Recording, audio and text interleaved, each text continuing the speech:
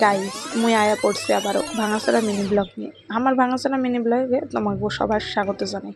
সকালের দিকে একটু প্ল্যানিং করিলাম আজকে একটু রিলস ভিডিও আর ফটোশ্যুট করতে যাব। ও মা, যেই না প্ল্যানিং করিলাম আকাশ মামা যা খেলাটা দেখালো, একবার সূর্য ওঠে একবার বৃষ্টি পড়ে। যাই হোক, অবশেষে বিকালের দিকে গেলাম আমরা একটু ফটো ভিডিও শ্যুট করতে বৃষ্টিটা কমার পর।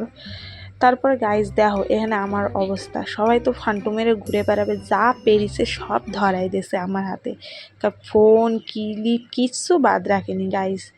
তারপরে এখানে দেখায় আমাদের ফটো শ্যুট করা শেষ, এখন আমরা যাব ভিডিও শ্যুট করতে। আমাকে অবস্থা দেখো গাইজ একটুখানি, একখানা টেক যে কতবার নিতে লাগে মোটে হয় না, মোটে না।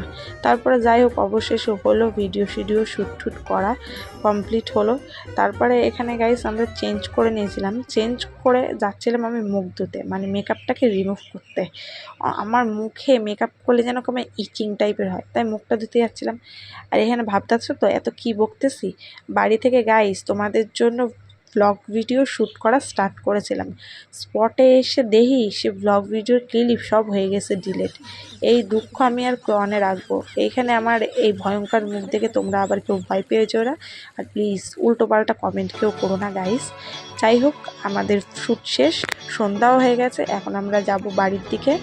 তো আমরা গেছিলাম গাইস হচ্ছে নাকশা কালী মন্দির, দত্তপুকুরের আশেপাশে বা দত্তপুকুরে যারা থাকো তারাই নাকশা কালী মন্দিরটা খুব ভালো করেই চেনো। এখানে জায়গাটা খুবই সুন্দর, লোকেশন খুবই সুন্দর, আর রোডগুলো খুব ফাঁকা থাকে, ভিডিও শ্যুট করতে খুব খুব সুবিধা হয়।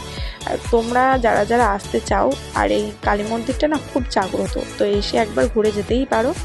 তো অন্য কোনো ব্লগে আবার